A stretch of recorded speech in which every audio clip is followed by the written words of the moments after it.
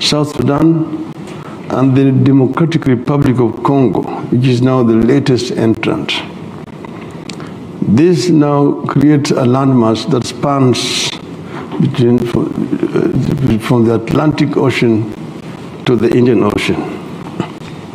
In the middle of COVID-19 pandemic and its impact on our economies, the world needs multilateralism more than ever before. We saw the need for these inequities are now being addressed. I want to personally express my appreciation for countries, especially the UK, Europe, and the US, for addressing vaccine shortages in Kenya and in Africa. However, we need a more structural solution to vaccine inequity to avoid the recurrence of what has happened with COVID. Vaccine manufacturing capacity in Africa is urgent, as is the licensing of vaccines for local production to expedite the vaccination process continentally. And here we are happy that Kenya has now signed an agreement to be able to have vaccines produced locally in Kenya. Multilateralism will also save us from senseless conflicts like the one we are currently witnessing between Russia and Ukraine. I must say that wars of aggression against sovereign states violate the cardinal principles of sovereignty and the inviolability of borders of a state. In Africa, we long realized that reopening grievances over colonial borders would append us all. It's a Pandora's box that must never be touched. And that is why the African Union, and before it the Organization of African Unity, has stuck religiously to the international law principle of uti possidetis juris. It provides that newly formed sovereign states should retain the internal borders that their preceding dependent areas had before their independence. Kenya's position at the United Nations in full support of the immediate cessation of hostility by Russia and a search for common peace, which has found widespread international support. Even though the sanctions imposed on Russia by the West will hurt the economic interests of Kenya and Africa, they are actions that I support. Rather than beat the drums of war, let us ring the bells of peace and summon all and sundry to the round table where all conflicts can be resolved through dialogue. It is in this spirit of dialogue that His Excellency President Uhuru Muigai Kenyatta and I resolved in March 2018 that Kenya's long-standing conflicts and disagreements among our communities and political parties could be resolved through dialogue. We held extensive discussions, looked into our history, the genesis and evolution of political disagreements, and the contradictions we needed to pay attention to. Then we shook hands publicly and announced our commitment to create a political system that would accommodate our social, ethnic, democratic process.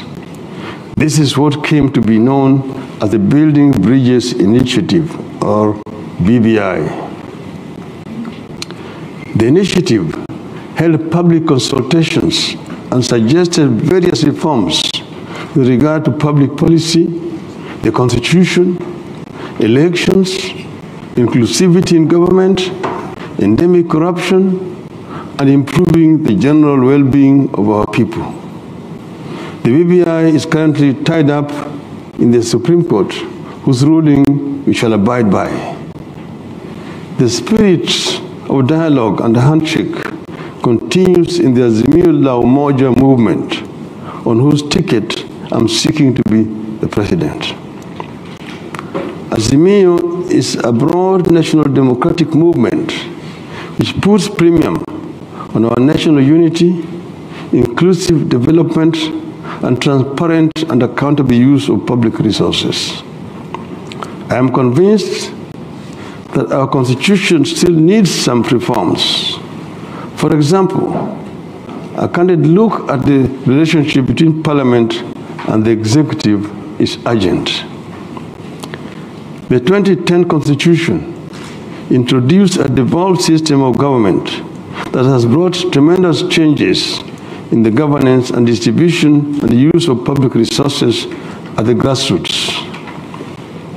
Devolution is here with us to stay. You can only make it better through higher allocation of the national budget to the counties. The Constitution stipulates that at least 15% of the budget should be allocated to the counties. We in Azimio la Umoja coalition propose that the allocation be raised to at least 35% of the national budget. I will pass you this proposal. I have always believed in the dictum that a central government does best when it governs least at the local level. Good.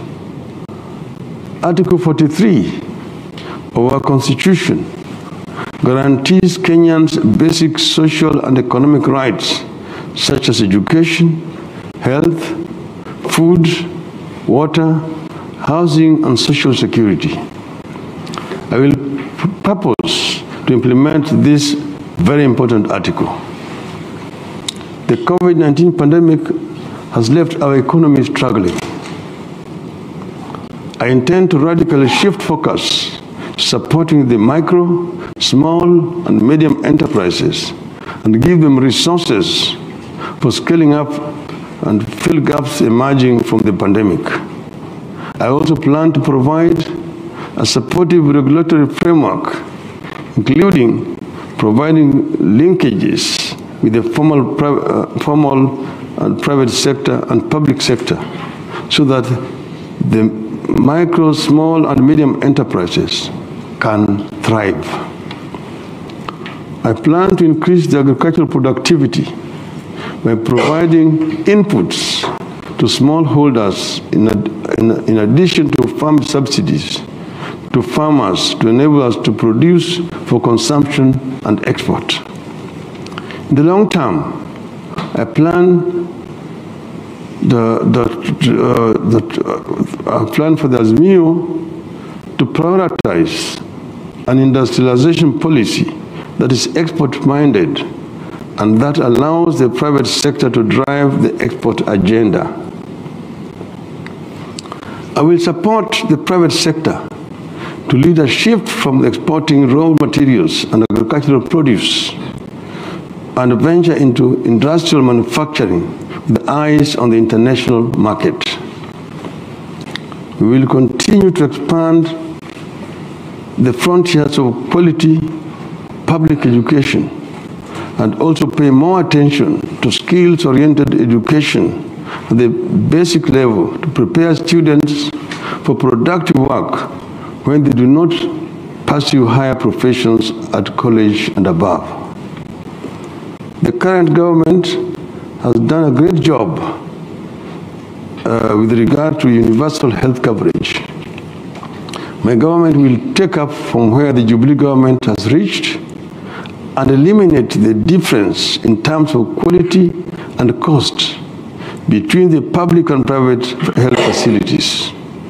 Universal access must be universal access in word and in deed.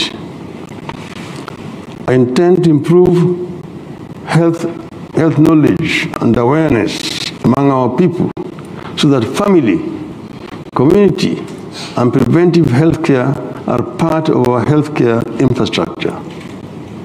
I also intend to establish an institute for biotechnology and genetic engineering in Kenya so as to enhance our domestic capacity to develop vaccines and pharmaceuticals.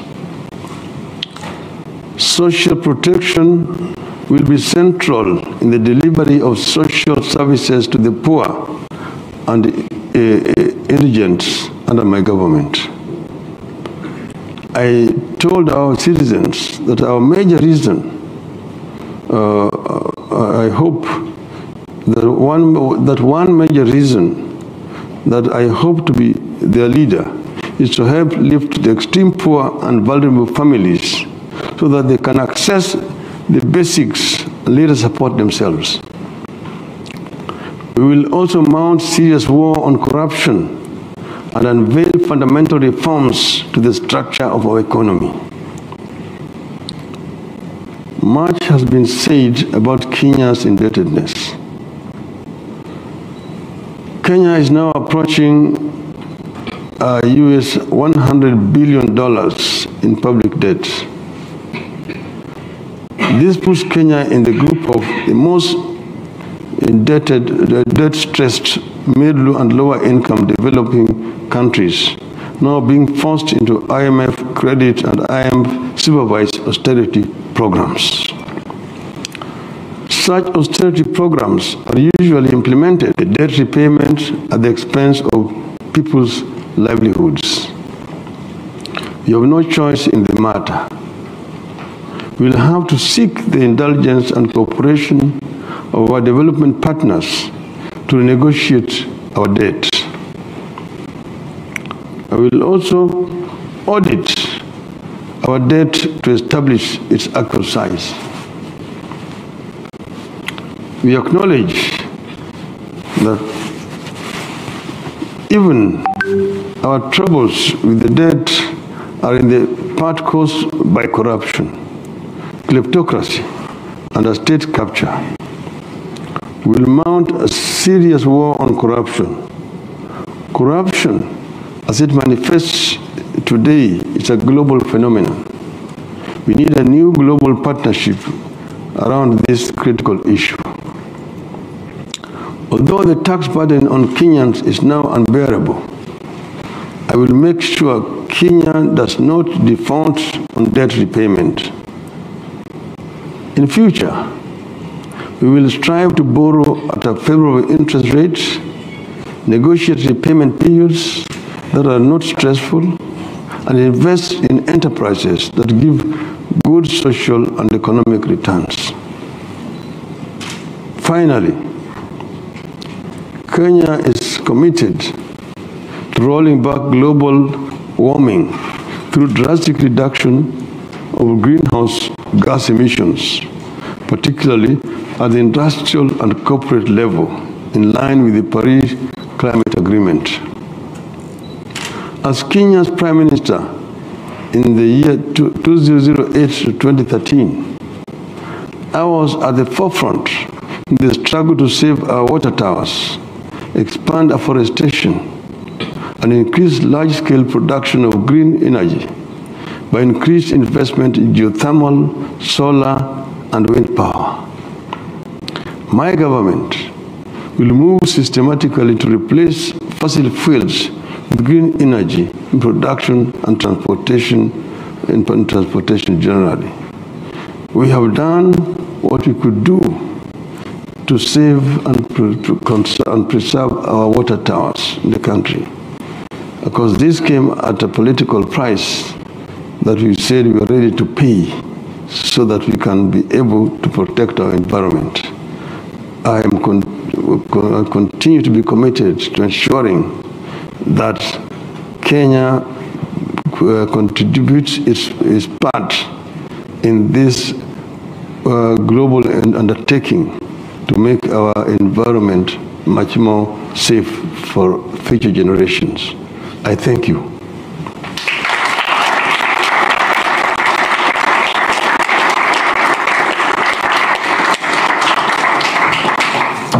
Thank you very much, Right Honourable Raila Odinga, for laying out your vision for Kenya if you get elected president in August.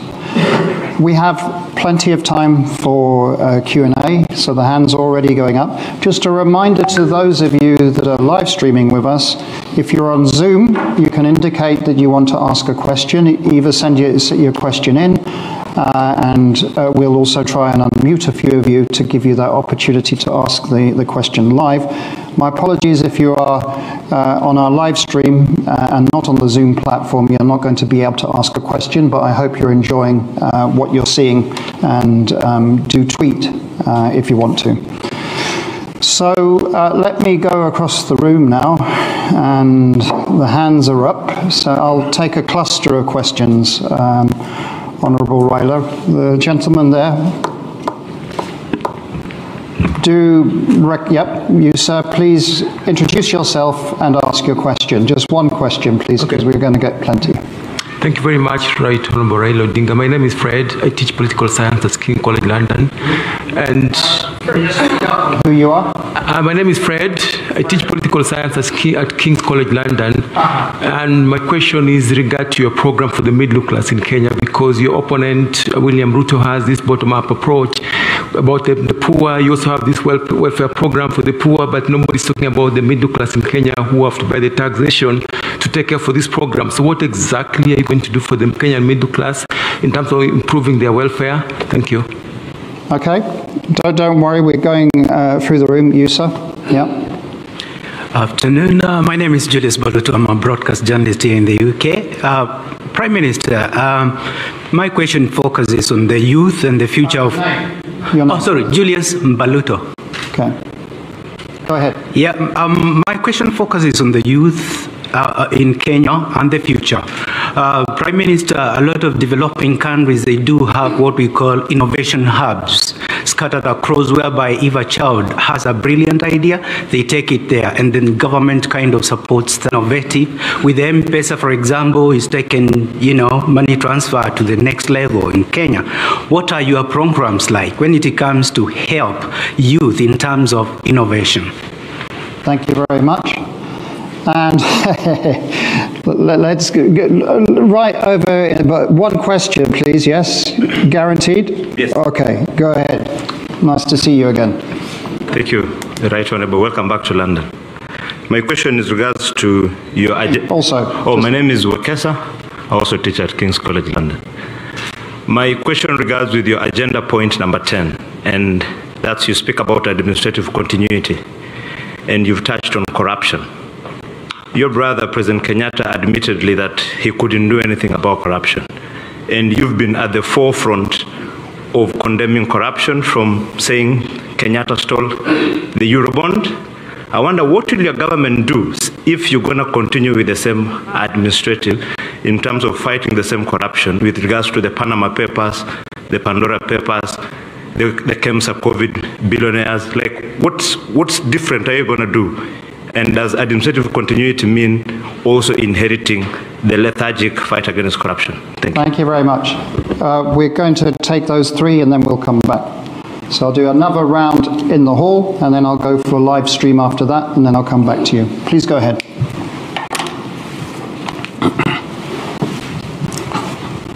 This one is about, Fred talked about the plans that we have for the middle class. Of course, as you see, there's been a lot of emphasis on the underprivileged class, which is the poor. The middle class, of course, know very well how to look after themselves. But they are not people who are looking for the very basic requirements, like basic shelter, food on the table, and so on. Middle class are looking for example, affordable housing in terms of shelter. They're looking for good schools for their children, which is affordable, the lowering cost of living generally, ensuring that food is basically available and reasonable. The cost of energy, which has affected the middle class. And those are the things that we intend to address, making sure that the transport system is working in urban environment, and also basically urban transport is working properly.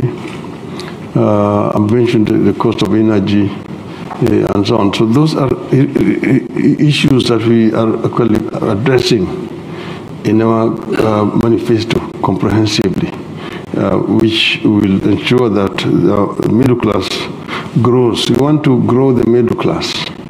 What we've said is that you don't deprive those who have in order to empower the poor.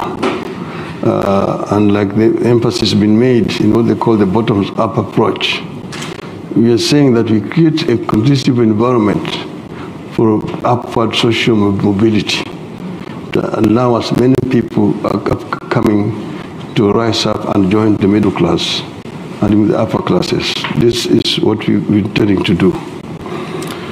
The youth innovation, yes, our youth are very vibrant and very creative indeed. You just mentioned the example of the M-Pesa. We are the ones who invented the mobile money, which we've given to the world.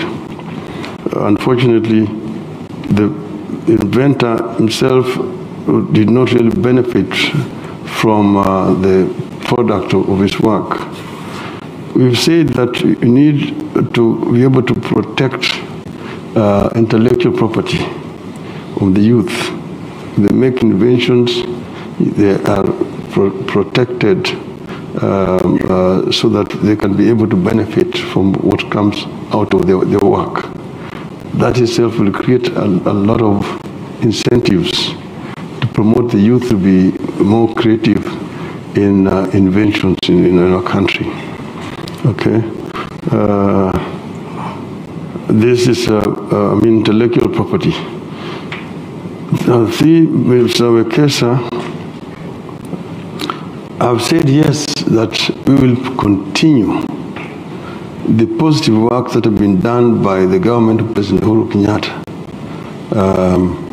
I've never said that we are going to inherit the negative things. There are several negative things that Uhuru himself has actually admitted. It is close to 2 billion shillings daily into corruption.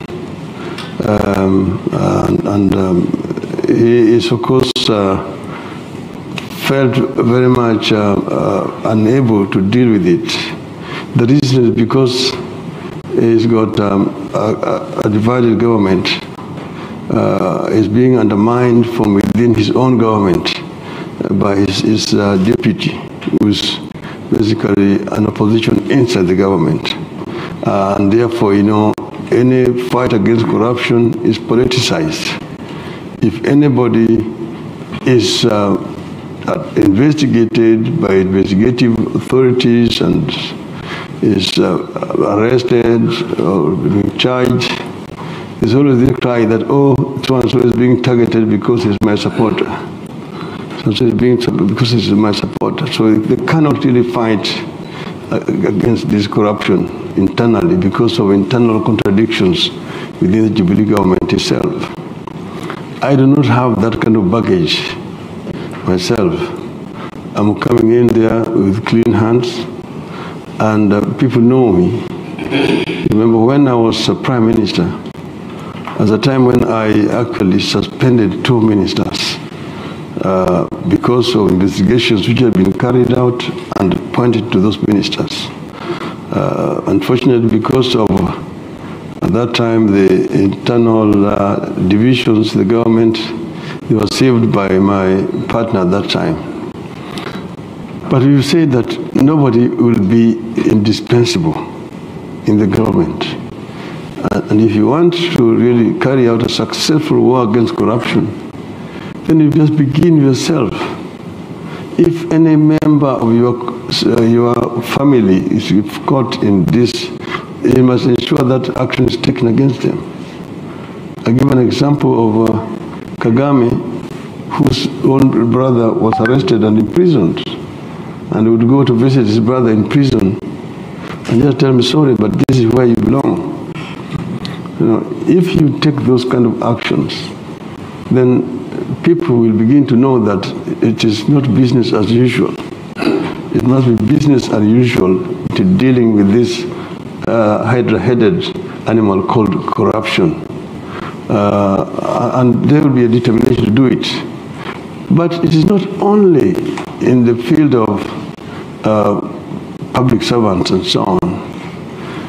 In the whole criminal justice system, investigative authorities themselves sometimes need to be investigated. Prosecutorial authorities who refuse to prosecute once evidence has been compiled by those who are investigating, then you find that the Directorate of Criminal Investigation, prosecution refuse to actually prosecute, take them to court. The third is the end of it, till end, the judiciary. People have been charged. Once they're taken to court, you've got a battery of all these lawyers baying in the court, oh, these people are basically innocent until proved guilty through a due process, and they make it impossible even for the judiciary to work. But those are corrupt judiciary. They give bail or bond, and then the cases are never listed for hearing. Years on, cases which were taken to court at the beginning of the life of this regime in 2018 have not been heard up to today. So corrupt judiciary is also responsible for what we're doing. So it's not only the members of the public generally, but we will ensure that we do a cleaning exercise from the police officers through the prosecution authorities and to the judiciary to ensure that our system works properly in the interest of our people. Thank you. Okay. So we'll go over here. Is it you, Fergus? Yeah, this. Yep. So, yep. Mark, go ahead. Yep. Please introduce yourself. Some people won't know who you are. Mark Malloch-Brown, former Africa Minister and President of the Open Society Foundations.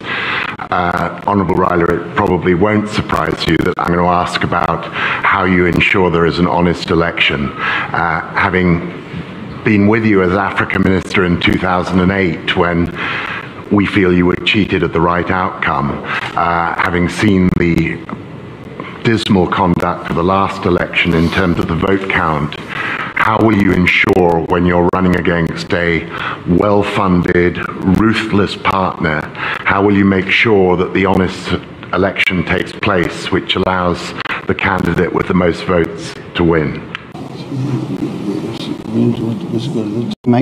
Ensure that that you will win in a fair way, given the complexities of Kenyan politics.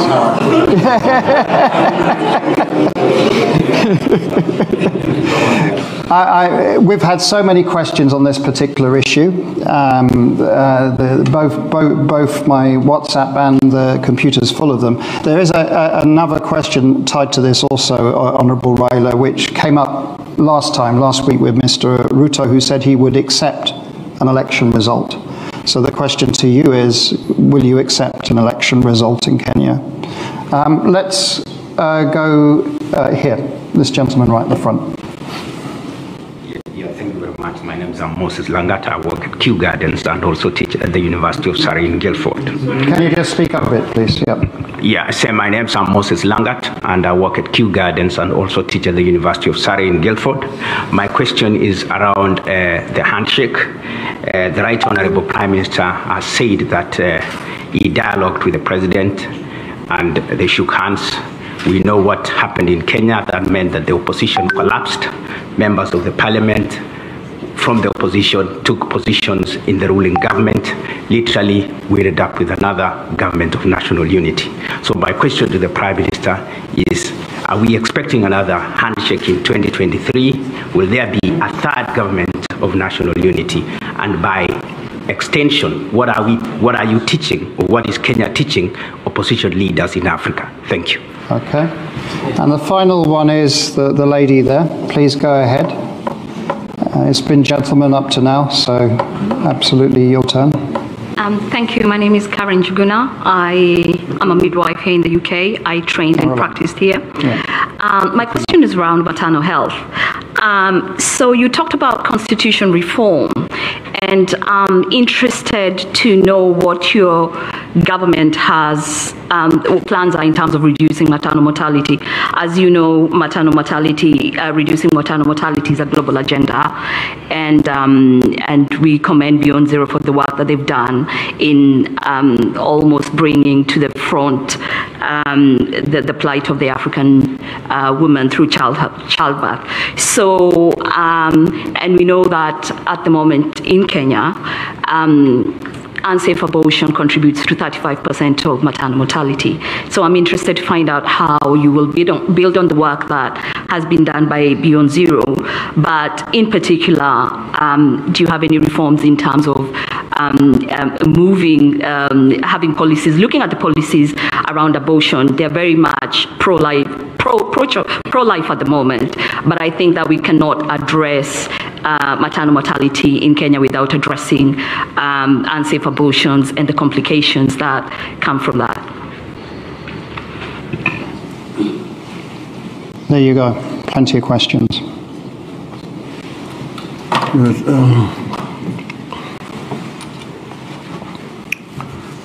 to answer my friend of the so Brown, how do I ensure the win? He knows how me and him have been agonized, particularly in 2007, when what was not expected to happen happened. It has been a long road, as you know. Following the 2007 Bush elections, because Kenya has paid a very heavy price in terms of loss of life that resulted. And we had said that never again will that happen. Unfortunately, the subsequent experiences have not been very much different. We set up a team at that time, the Kriegler Commission, to investigate what happened. And they came up and said that one of the reasons was the manual transmission of results, which enabled the people to interfere with the outcome, and recommended that Kenyans should go electronic. Unfortunately, the results with this have not been very pleasant. Remember what happened in 2013, and we contested the outcome at that time. We went to the Supreme Court, unlike in 2007, when we did not have confidence in the Supreme Court. At this time, we went, but then because we did not get evidence in time, by the time we were able to compile our evidence, they said that we were time-barred, and therefore our evidence was dismissed. And then the Supreme Court went on to say we lost elections. And we said we did not agree with the Supreme Court ruling, but we generally accepted because we respected the Supreme Court and urged our supporters not to involve in any kind of violence or demonstrations. So we then resigned ourselves to our role as an opposition and waited for the next time. And then the next time came in 2017. Again, we had a similar experience and went back again to the Supreme Court. This time the Supreme Court agreed with us and nullified the presidential elections. Unfortunately, the Electoral Commission was not able to guarantee that the repeat elections were going to be different from the other ones. That's why we boycotted the repeat elections that time. We are hoping that this will not happen this time around, but we are, of course, monitoring the Electoral Commission, and we have actually pointed out areas of our concern that we want them to address to ensure that the process is free and fair. And we have actually said that if this is free and fair, and we win or we lose fairly, we will accept the result either way, so long as it's free and fair. Then Moses is talking about that the handshake basically destroyed the opposition. I just want it to be understood properly that the handshake came as a result of the crisis that was in the country at that time. The Supreme Court had nullified the elections. We had demanded that the playing field be leveled before we participated. That was not done. In the end, and the turnout was, because then they went on to now swear the president and so on, which angered our people. We called for boycotts of certain products in the country. We also called for positive action, that's demonstrations, peaceful demonstrations, which were taking place on a weekly basis. This, of course, was causing clashes between our supporters and the police, and a lot of lives were being lost. There was a time when we went to a place called Ligindogo with 38 coffins of victims of bullet shots by the police. At that time, we went to the mortuary and we got 27 corpses, again, victims of the police brutality. Quite a number of our people are in hospitals, in different hospitals in the country, with bullet wounds. So it was causing a lot of losses of lives, pain, and also to the economy, because the demonstrations were basically disrupting the business. Now some of our people have said, we basically declare our sovereignty and run our affairs. In the midst of this, because people, we had accessed the real results of the elections, we did the swearing in. And so now you are the president and the people's president.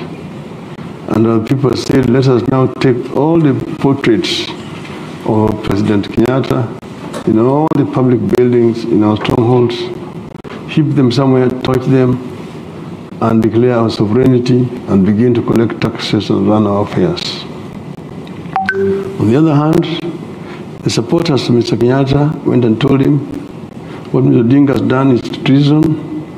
Let's arrest him, charge him with treason, take him to committee, and hang him so that peace comes back to the country. Both ways, Mr. Kenyatta refused, and I also refused. It is under those circumstances that we agreed to meet and to dialogue. And it took a very long time until we basically agreed that Kenya was bigger and more important to both of us.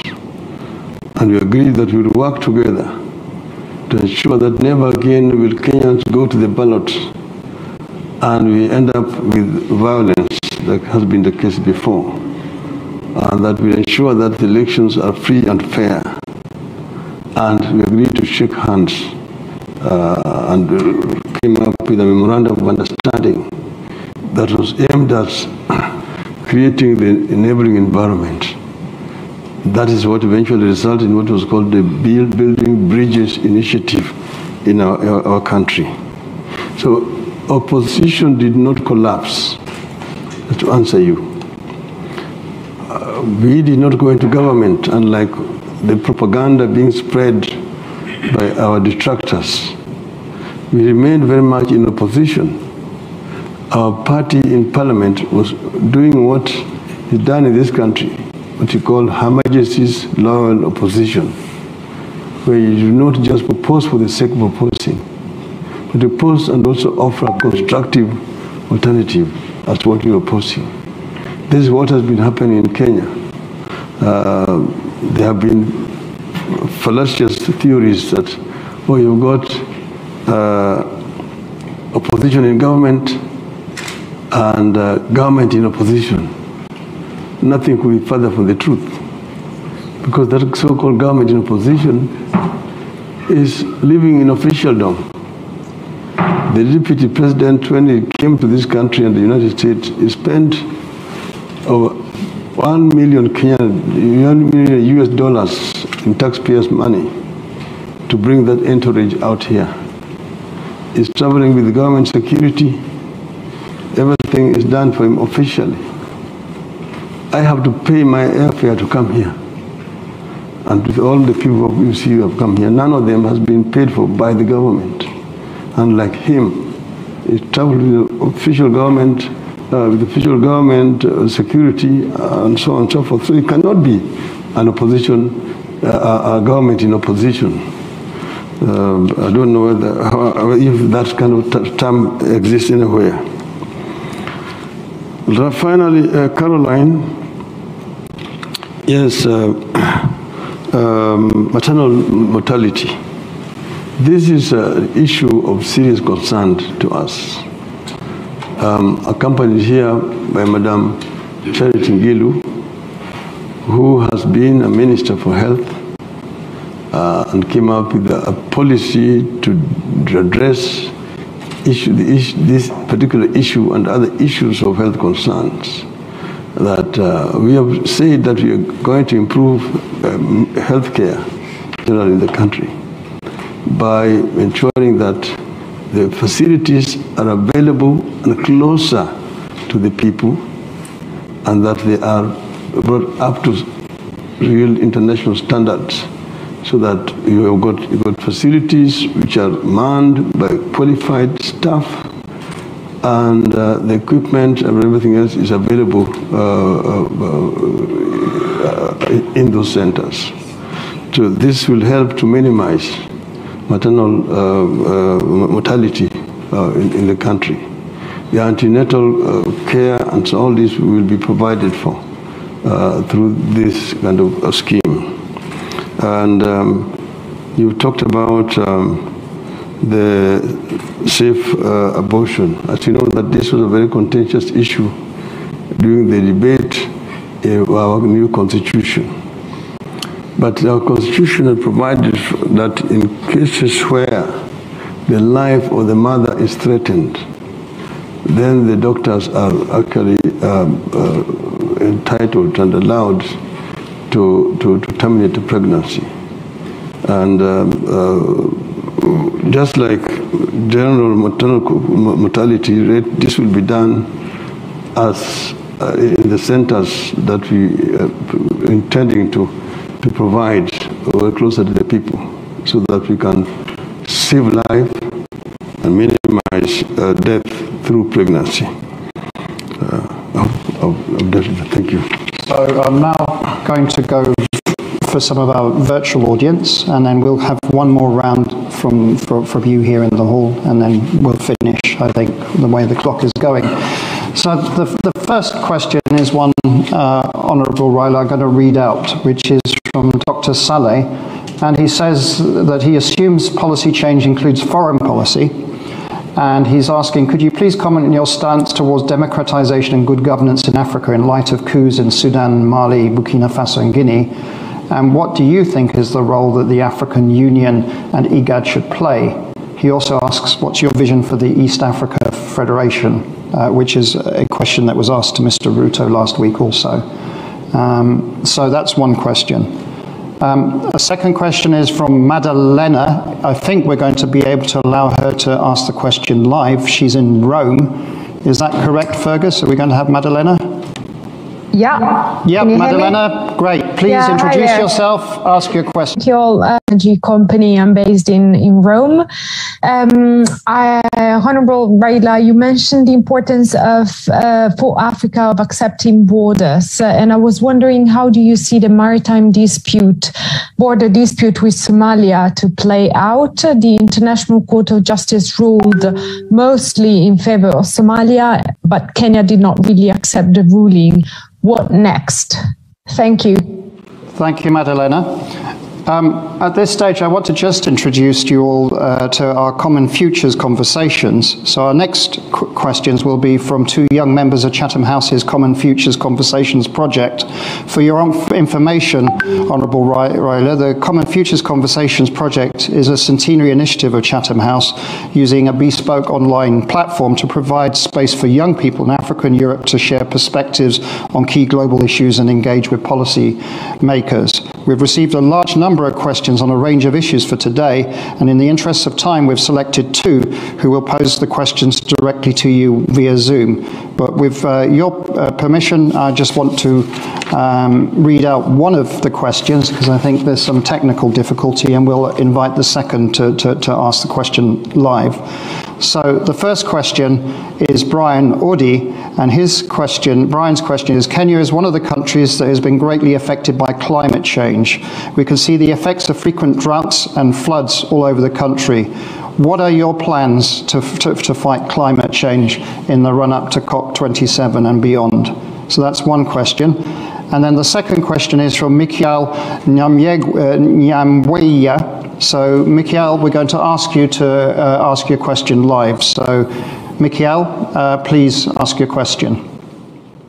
Thank you very much for this opportunity. My name is Mikiel Nyamweya, and I'm a foreign policy analyst and a CFC member based in Nairobi. Now, my question directed at Right Honorable Raila Odinga relates to foreign policy, and it is said that foreign policy is an extension of domestic policy. Now, we see that foreign policy under His Excellency, the President Uhuru Kenyatta, has been seen to be assertive and pragmatic during his tenure as president.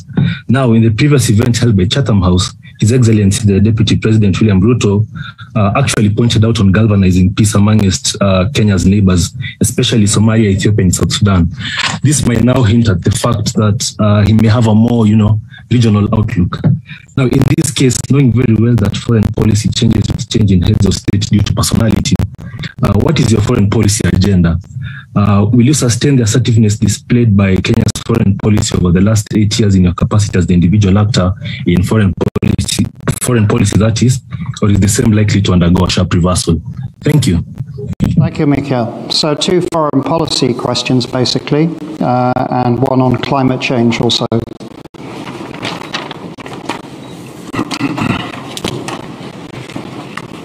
Mr. Salah talked about African democratization process.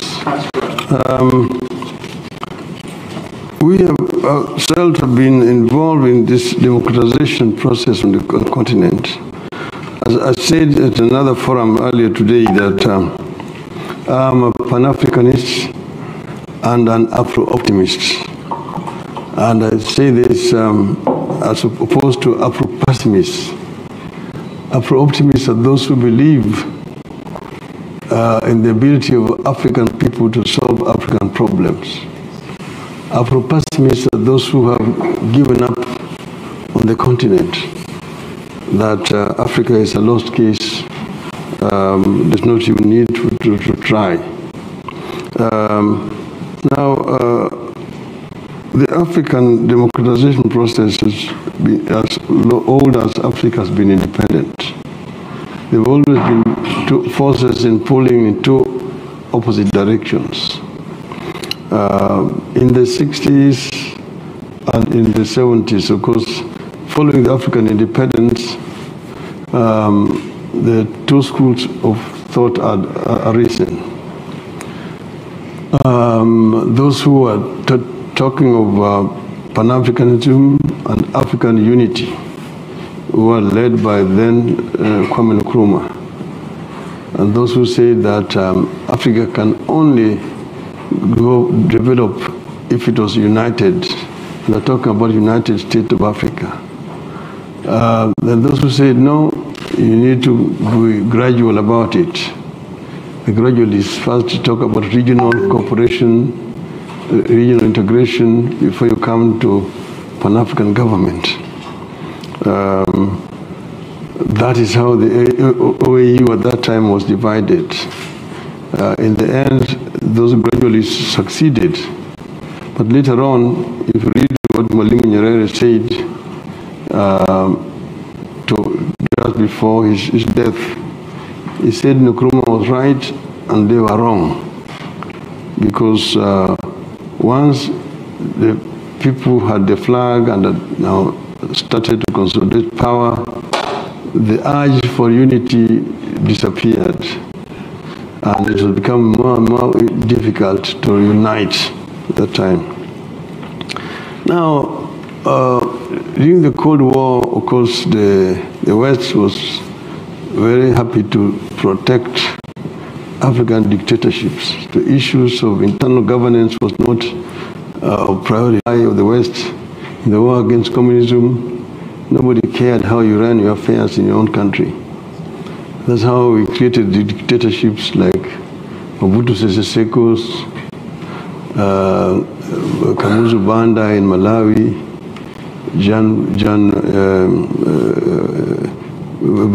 Bokassa, Del Bokassa of Central African Republic, and so on. Military coups then became order of the day in the continent. It was not only after the fall of the Berlin Wall that the window of change began, that started in Eastern Europe, also found its way into the African continent. And that's what brought down the military regimes and the single-party dictatorships on the continent. Multipartyism then emerged on the continent of Africa. Now the West began to apply new criteria, new vocabulary were invented, transparency, accountability, and good governance in the internal affairs. So multipartyism came, and military regimes went away. Then term limits were also introduced into new constitutions which were being created on the continent. This has seen market growth on the continent, whereas before this, most African economies were basically dependent on aid, which continued to impoverish the continent. The new governance changed things, and we began to see positive rate of growth on the continent. Unfortunately, we are seeing some kind of reversals of the gains that have been made on the continent. The last few months or years have seen the emergence of the military men on the continent. Just last year alone, we saw coup in Mali, in Guinea, in Chad, in Burkina Faso.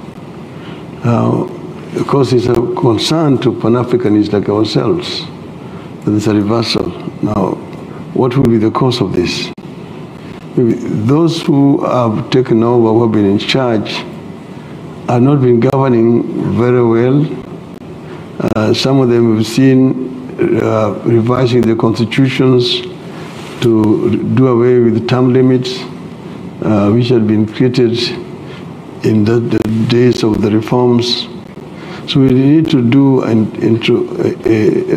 introspection as to the causes of this reversion that we are seeing on the continent, and we hope that it is reversible. About my position, that first we believe in East Africa, East African community, as founded by the founding fathers of our independence. But they actually envisioned not just a community, but a federation. Mwalimu Nyerere, Mzee Kenyatta, Jaramogi, and Obote are talking of East African Federation. I will want to work towards creating a federation where we can remove the borders so that there can be free flow of people and goods across our borders. And this will make the community a very vibrant economy on the African continent, because now the DRC has joined. We are talking about over 300 million people population with a lot of resources. So that's what I would say about the community. Madalena, Kenya-Somali border. Yes, this is a contentious issue.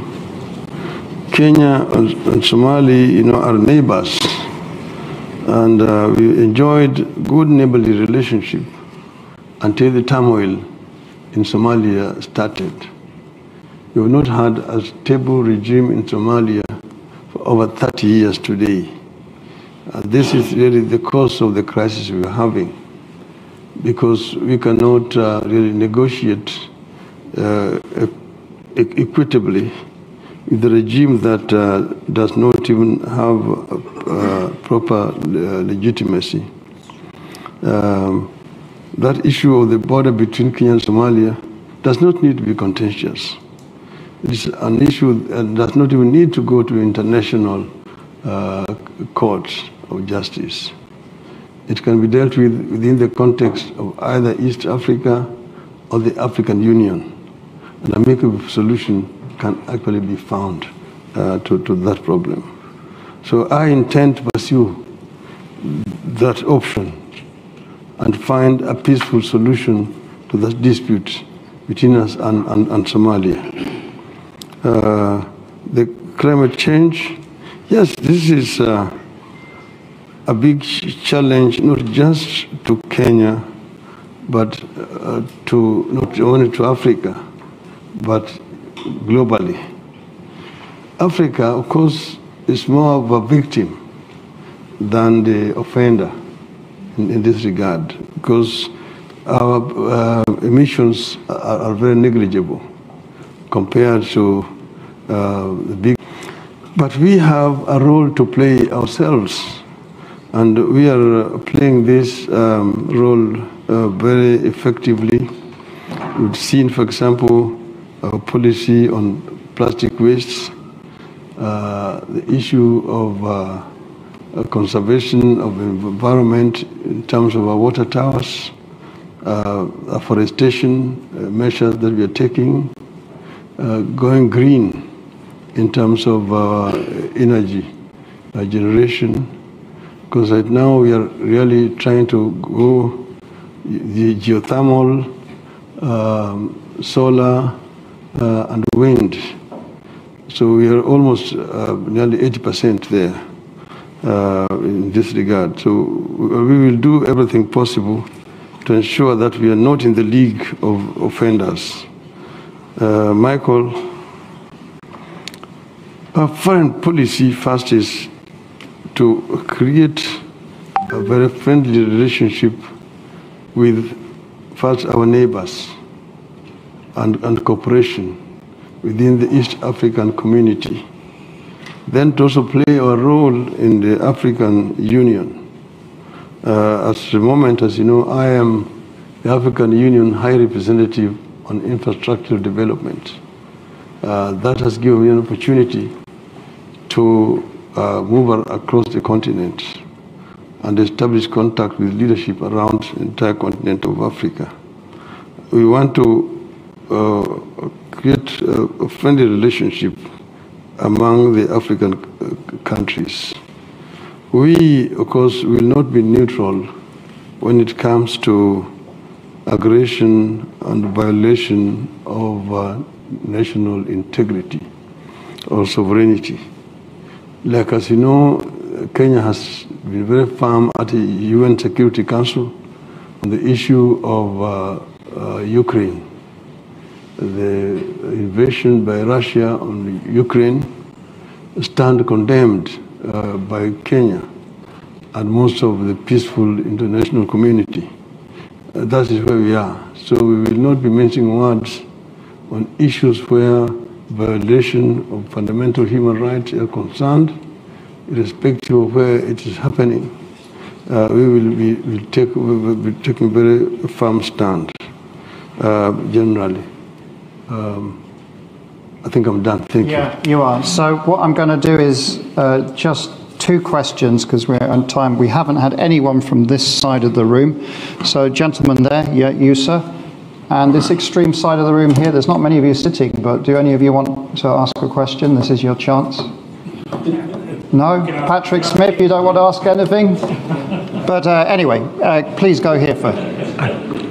Sean Curtin, Chatham House member.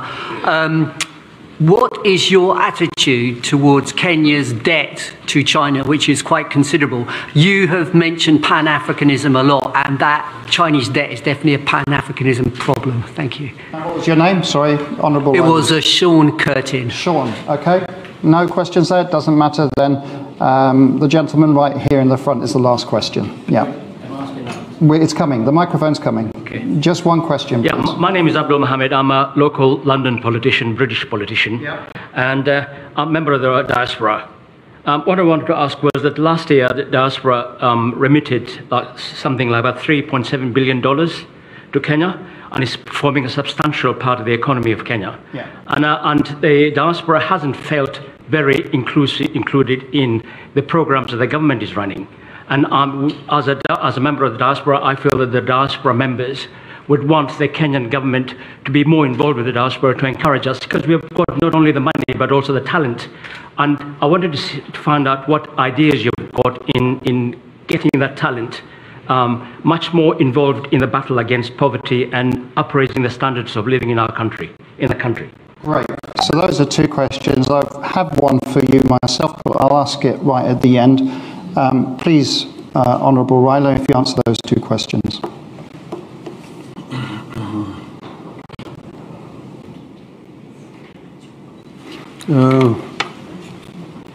First, Sean, about the Chinese debt. I think I got you right. This is the question is always asked as intentions, and I say that it's certainly not China. It is those who are negotiating with China, because for a long time it was very difficult for African countries to undertake certain major infrastructural development because of lack of capital. And when at that time they were all just dependent on the West, particularly Bretton Woods institutions, the World Bank, the IMF, and bilateral donors at that time. Most of African countries were not able to undertake major infrastructural development like highways, ports, airports, irrigation schemes, and so on. So China came in to actually fill a vacuum that was there. And obviously, of course, China is not doing it out of charity. China is also interested in Africa's raw materials, generally. So they came to fill this vacuum. And now it really depends on how the country negotiates, because they're not applying a blanket solution or terms across the continent. It depends on how you negotiate with the Chinese. If you don't have strong, tough negotiators, they will, of course, impose the terms on you.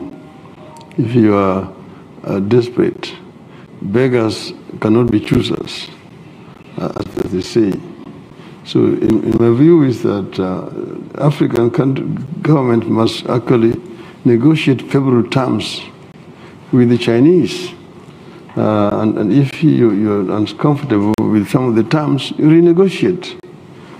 Put it back on the table and renegotiate.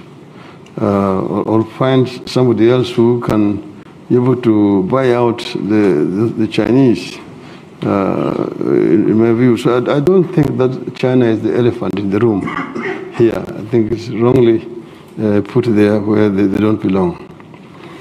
Abdul Hamid, there's the diaspora. I agree very strongly that diaspora is making a very strong contribution to Kenya's economy through remittances back home, which helps our foreign exchange reserves.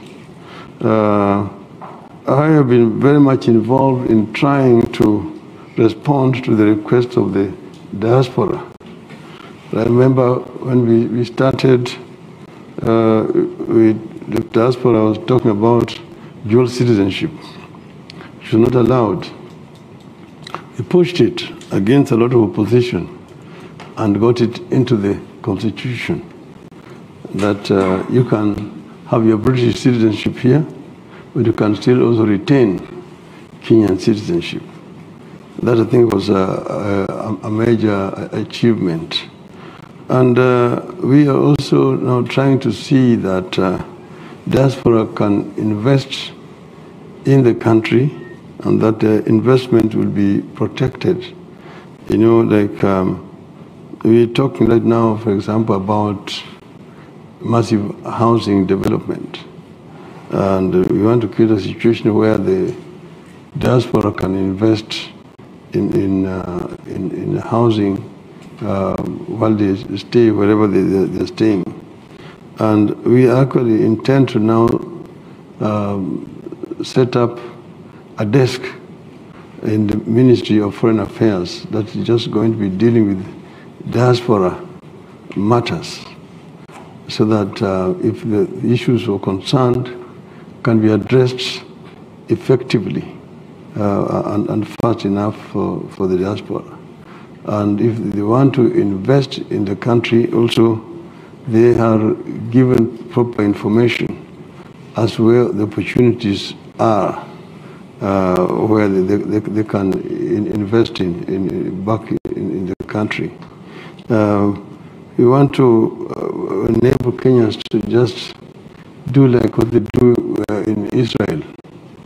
You see, the Israeli Americans, or whether they are here in this country, they can invest in Israel at very favorable terms.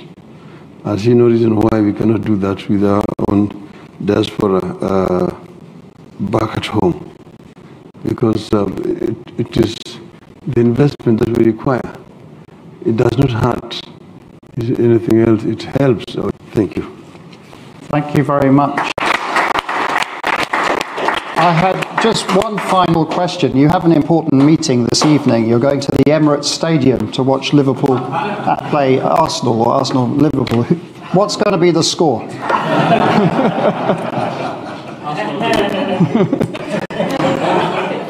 This is the last question, of course. It is. As you know, I started first as a Man U fan here.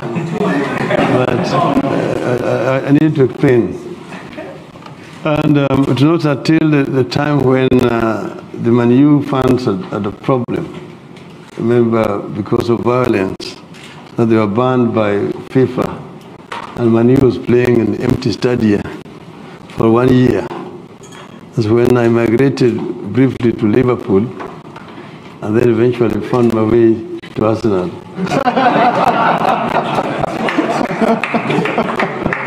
So I'm an Arsene Wenger Arsenalian, Arsene Wenger Arsenalian. So, and we are the only ones who produce the Invincibles. So tonight we have Liverpool against Arsenal. I know that Liverpool are really trailing very closely the leader, the Man City. But tonight I'm predicting at least 2 goals for Arsenal. Okay. I don't know how many for Liverpool. You heard the prediction first at Chatham House. Thank you very much.